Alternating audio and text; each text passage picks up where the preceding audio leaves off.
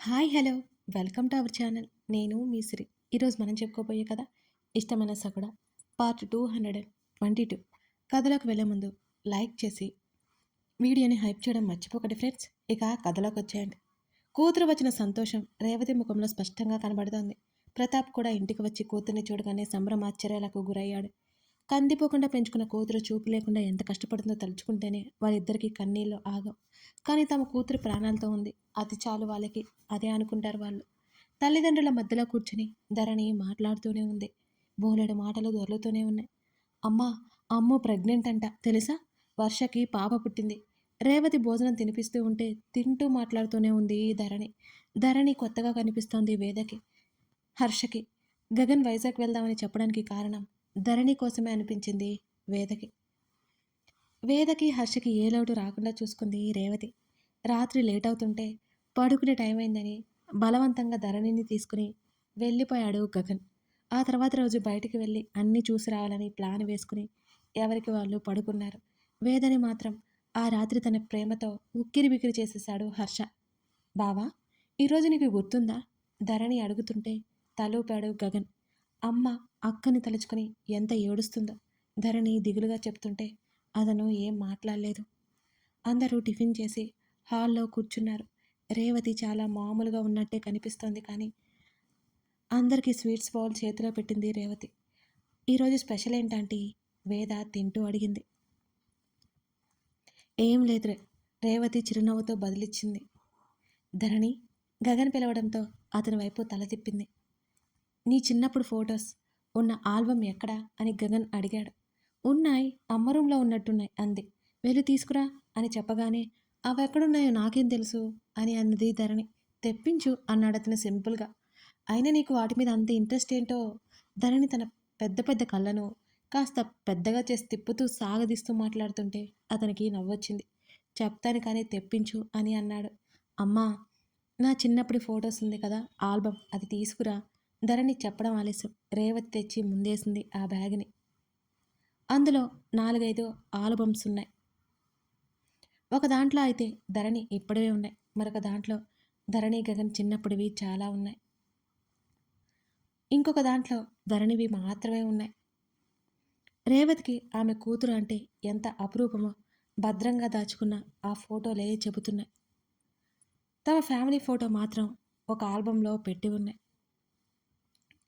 వేదన్నిటినీ చూస్తోంది. Wow aunty, మీ ideas అయితే super తెలుసా. ధరణిని భలేగా రెడీ చేశారు. రేపు నాకు కూతురు పుడితే ఇలాగే చేస్తాను.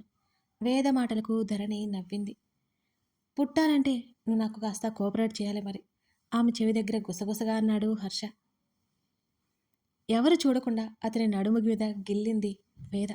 ఇడియట్, అందరూ ఉన్నారు, చూసుకుని మాట్లాడు అని అంటూ కళ్ళతోనే చూపించింది ఆ ఫోటోల వైపు తల తిప్పి. ధరణి చిన్నప్పుడు ఫోటోలు చాలా అంటే చాలా ఉన్నాయి అసలు. ధరణి బుగ్గ మీద అతను ముద్దు పెట్టుకుంటున్న ఆమె 5 ఏళ్ల ఫోటో. వేద మిగతా అన్నీ చూస్తుంటే అతను చూస్తున్నాడు అవన్నీ. ఆ కవర్లో ఫైనల్గా ఇంకొక ఆల్బమ్ ఉంది, అదొక్కటి మిగిలింది. అవన్నీ రేవతి లోపల పెట్టేయబోతుంటే అత్త ఇదేంటి, ఆ బ్యాగ్ చేతుల్లోకి తీసుకున్నాడు గగన్. అదా, ఎప్పటిదోలే, పాతది గగన్, మీకు తెలియమిలే అవి అంది రేవతి. ఆంటీ ఇవ్వండి, తెలియకపోతే మీరు చెప్పండి, అంతే కదా గగన్ అని సహజంగా ఉండే తన క్యూరియాసిటీతో వేద అది లాక్కుంది. వేద, చూడు నువ్వు నన్ను అని గగన్ అంటుంటే, నువ్వెప్పుడైనా చూడు, నేను మళ్ళీ మళ్ళీ రాలేను కదా అని అంటూ టక్కున ఆ ఆల్బమ్ ఓపెన్ చేసింది వేద. గగన్ హర్ష ముఖముఖాలు చూసుకున్నారు వేదం చూసి. ఎందుకు మీ ఇద్దరు అలా చూసుకుంటున్నారు, వాళ్ళని చూడకుండా అడిగింది వేద ఆ విషయం గమనించినట్టుగా. గగన్ ముఖంలో ఆమె నవ్వు చూసింది. అది ఎందుకో అర్థం కాలేదు వేదకి. ఇప్పుడు నీకు సర్ప్రైజ్, ధరణి చెవిలో చెప్పాడు గగన్. ఏంటది అని అడిగింది. సర్ప్రైజ్ అన్నాను కదా, వెయిట్ చేయి అంటూ ఆమె భుజం చుట్టూ చెయ్యేసి దగ్గరికి తీసుకున్నాడు. అక్కడ అందరూ ఉన్నారన్న సంగతి గుర్తుకొస్తుంటే ధరణి అటు ఇటు కాస్త కదిలింది. అయినా సరే అతని చెయ్యి అలాగే ఉండడంతో ఇక ఊరుకుంది ఆమె. రేవతి గడ్డం కింద చేయి పెట్టుకొని ఆల్బమ్ వంక చూస్తోంది. ప్రతాప్ అక్కడ లేడు. గగన్ హర్ష కళ్ళైన ఆర్పకుండా వేద వంక చూస్తున్నారు. ఈ ఆల్బమ్ చాలా రోజుల క్రితం దానిలాగా ఉంది కదా! వేద పైన కవర్ తడుముతూ అంది. ఎంతసేపు పైన కింద చూస్తావు? త్వరగా తిప్పు గొనిగాడు హర్ష. చూస్తున్నా కదా! అంటూ పేజీ తిప్పింది వేద. మైథిలి అనే పేరు పైన పెద్ద పెద్ద అక్షరాలతో ఆ పేపర్ మీద డిజిటల్ ప్రింట్ ఉంది. పేరును పైకి చదివింది వేద. ఆ ఆల్బమ్ ఏంటో అప్పుడు ధరణికి క్లారిటీగా అర్థమైంది. మరో పేజీ తిప్పింది. మైథిలి ఎవరు అని అడుగుతుంటే అక్కడ ఏ ఒక్కరూ సమాధానం చెప్పలేదు. చిన్న బేబీ ఫోటో ఉంది. పేరు అమ్మాయి పేరు కాబట్టి అది అమ్మాయిని అర్థం చేసుకుంది వేద. పుట్టిన దగ్గర నుంచి 5-6 నెలలు వచ్చే వరకు బోలెడు ఫోటోలు ఉన్నాయి ఆ పాపవి. నవ్వుతూ చూస్తుంది వేద. ఆమె మరో పేజీ తిప్పింది. సంవత్సరం పాప ఫోటో. ఎంత చక్కగా రెడీ చేసి ఆ పాపను పట్టుకుని పక్కనే కూర్చుంది రేవతి. వేద ముఖంలో నవ్వు మెల్లిమెల్లిగా పోసాగింది ఆ ఫోటోలు చూస్తుండగానే. మరో ఫోటో తిప్పింది. ప్రతాప్, రేవతి ఆ పాప ఫోటోలున్నాయి. ఆ తర్వాత మాలవికతో ఆ పాప ఫోటోలు చాలా ఉన్నాయి. గగన్ చిన్నప్పటి రోజుల్లో ఆ పాపతో ఫోటోలు దిగినట్టు కూడా ఉన్నాయి. ఆంటీ! వేదకి గొంతు తడారిపోతుంది అవి చూస్తుండగానే. రేవతి ఆ ఫోటోలు వంకి చూస్తుంది. గడ్డం కింద 2 చేతులు పెట్టుకుని. హర్ష అయితే వేదనే చూస్తున్నాడు.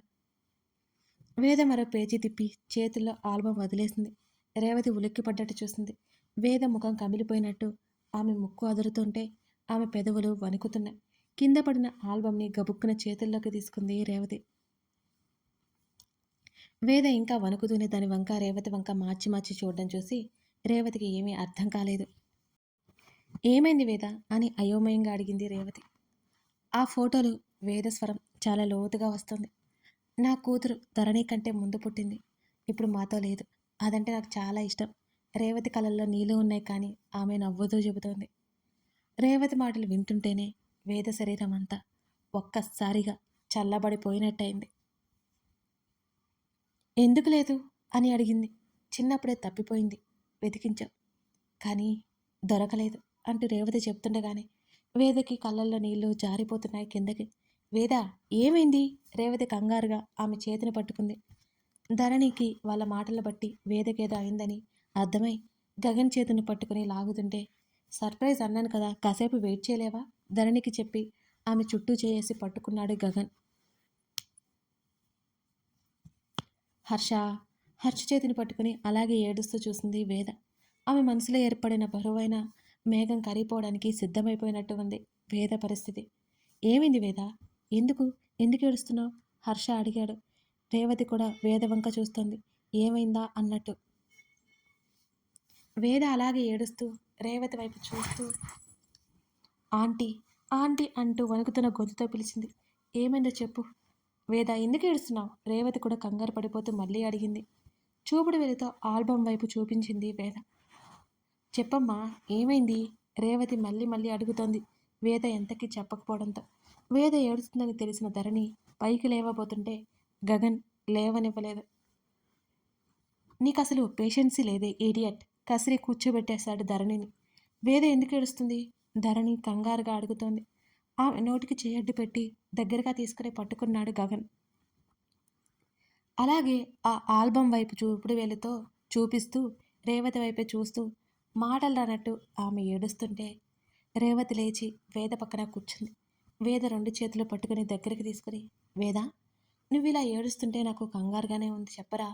వేద గడ్డం పట్టుకుని అడిగింది రేవతి. తను తెలుసుకున్న నిజం బయట పెట్టాలంటే ఆమె పెదవులు తెరుచుకోవడం లేదు. ఆమె మెదడు అక్కడి నిశ్శబ్దంగా ఉన్నట్టుంది. ఆమె గొంతు పెగలట్లేదు. హర్షతో రేవతితో ఏదో చెప్పడానికి అన్నట్టు ఆమె తాపత్రయపడుతోంది. రేవతి హర్ష వైపు అయోమయంగా చూస్తూ ఏమైనా తెలుసా అన్నట్టు చూస్తుంటే అతను అడ్డంగా తల ఊపాడు. రేవతి దగ్గరికి తీసుకోగానే రేవతి మెడ చుట్టూ చేతులు వేసింది వేద. రేవతి శరీరం అంతా నిశ్చలంగా అయిపోయినట్టుంది ఆ కౌగిలికి. ఆంటీ! వేద పిలుస్తూనే ఉంది. అచ్చు తన ధరణిలాగే ఉంది రేవతికి వేద తన దగ్గరుంటే. ఆ ఫోటో ఆ ఫోటోలో ఉన్న పాపని ఆ ఏంటమ్మా? ఆ ఫోటోలో ఉన్న పాపను నేనే. వేద ఒక్క పెట్టున గట్టిగా ఏడ్చింది. రేవతి చుట్టూ ప్రపంచం స్తంభించినట్టయిపోయింది వేద మాటలు వింటుంటే. ఆమె కనులు అలాగే వెడల్పయ్యాయి. ఆమె చేతులు వేదని అలాగే బిగించి పట్టుకున్నాయి. ఆమె గుండె శబ్దం మెల్లి మెల్లిగా కొట్టుకుంటున్నట్టు పైకే వినిపిస్తోంది రేవతికి. ఆ ఫోటోలో ఉంది నేనే అంటున్న వేద మాటలు వినిపిస్తుంటే ధరణి కళ్ళు మరి కాస్త పెద్దవై గగన్ వైపు తల ఎత్తి చూసింది. వేద రేవతి ఎట్టకేలకు గొంతు పెగిల్చుకుంది ఆ మాటలు వింటూనే. అవును, నా చిన్నప్పుడు నేను అలాగే ఉన్నాను. ఆ 2 ఏళ్ల దగ్గర నుంచి నా ఫోటోలు అలాగే ఉన్నాయి. నాకు మతిపోతోంది. ఈ అమ్మాయి ఏంటి నాలాగా ఉంది అనుకున్నాను. కానీ అన్నీ చూస్తుంటే నేనే అని అర్థమైపోయింది. వేద రేవతిని అలాగే కౌగిలించుకుని ఆగి ఆగి ఏడుస్తూ విషయం మొత్తం చెప్పింది. ఇప్పుడు వచ్చే రేవతి కళ్ళలో నీళ్ళు ఒక్కసారిగా బయటికి పొంగిన కన్నీరు. వేద, వేద, నువ్వు చెప్తున్నది నిజమేనా? ఆమె వేద ముఖాన్ని చేతుల్లోకి తీసుకుని ఆమె పక్కనే ఉన్న హర్ష వైపు, గగన్ వైపు చూసింది. హర్ష అవునన్నట్టు తల ఊపుతుంటే గగన్ నవ్వుతూ చూస్తున్నాడు. తన మేనల్లుడు ముఖంలో ఆ నవ్వు చూసి అది నిజమని తెలుస్తుంటే వేద వైపు చూసింది రేవతి. వేద, నువ్వు నువ్వు నా మైథిలివే అని అలాగే ఏడుస్తూ అడుగుతూ వేద చెంపలు పట్టుకుని మళ్ళీ దగ్గరికి లాక్కొని కౌగిలించుకుని ఏడవసాగింది రేవతి. ఆ మాటలన్నీ తనకు అర్థమవుతుంటే ధరణికి మైండ్ పనిచేయలేదు కాసేపటి వరకు. సర్ప్రైజ్ ఎలా ఉంది? ఇంకా ఆశ్చర్యంతో కళ్ళు నోరు తెరుచుకొని చూస్తున్న ధరణి బుగ్గ మీద అతను చటుక్కున ముద్ద పెట్టుకున్నాడు. ధరణి ఉలిక్కిపడి ఈ లోకంలోకి వచ్చి చెంపని రుద్దుకుంటూ వేదన అక్క అని వణుకుతున్న గొంతుతో అడిగింది గగన్ని. నువ్వే వింటున్నావు కదా, నువ్వే అడుగు అని గగన్ చెప్తుంటే అతని చుట్టూ చేతులు వేసి గట్టిగా హత్తుకుంది వేద. వేద తన అక్క, వేద తన అక్క ఆ మాటలు పదే పదే అనుకుంటుంటే ఆమె మనసులో చెప్పలేనంత ఆనందం. ఆమె గుండె ఉక్కిరి బిక్కిరి అవుతున్నట్టుంది. గగన్ని మరింత గట్టిగా హత్తుకుపోయి ఉక్కిరి బిక్కిరి చేస్తోంది వేద. హేయ్, ఇది మన బెడ్రూమ్ కాదు ఆమె చెవిలో నెమ్మదిగా చెప్పడంతో అప్పుడు ఊపిరి పీల్చుకొని గబుక్కున దూరం జరిగింది. అక్కడ రేవతి ఒకరినొకరు పట్టుకొని ఏడ్చుకుంటున్నారు. ఇద్దరు ఏం మాట్లాడుకోవడం లేదు. వేద ఒక ప్రశ్న కూడా అడగకపోవడం హర్షకి ఆశ్చర్యంగా ఉంది. అంటే యమున కేశవ్ ఆమె సొంత తల్లిదండ్రులు కాదని వేదకు ముందే తెలుసని హర్షకి గగన్కి అర్థమైంది. అదే సమయంలో అక్కడికి వచ్చాడు ప్రతాప్. భార్య ఏడుపు చూసి అతను బెంబేలెత్తిపోయాడు. గగన్ మరింత నిర్మలంగా కూర్చోవడం చూసి అతనికి అర్థం కాలేదు. ఆశ్చర్యం కూడా కలిగింది. రేవతి, ఏమైంది అని కంగారుగానే అడుగుతూ కన్నీళ్లతో ఉన్న వేదన కూడా చూశాడు. ఆయన రావడం ఆలస్యం. గబుక్కున వేదన పైకి లేపి, ఏవండి, మన మైథిలి చూడండి అంటూ వేదన ప్రతాప్కి ఎదురుగా నిలబెట్టింది రేవతి. తమ భార్య వైపు జాలిగా చూశాడు ప్రతాప్. ఈరోజు తన కూతురు పుట్టినరోజు. గగన్ ధరణి వాళ్ళు రాకపోయి ఉంటే రేవతి ఏడుస్తూనే ఉండేది. వాళ్ళు వచ్చారు, కాస్త ప్రశాంతంగా ఉంది అనుకుంటుంటే వేదన చూసి తన కూతురు అనుకుంటుందేమో రేవతి. కథ కొనసాగుతోంది. ఇదన్నమాట సంగతి. మరి వేద ధరణి సిస్టర్స్ అయిపోయారు. వేద ఎలా పోయింది, వాళ్ళ దగ్గరికి ఏమైంది, ఇదంతా తర్వాత ఎపిసోడ్లో తెలుసుకుందాం.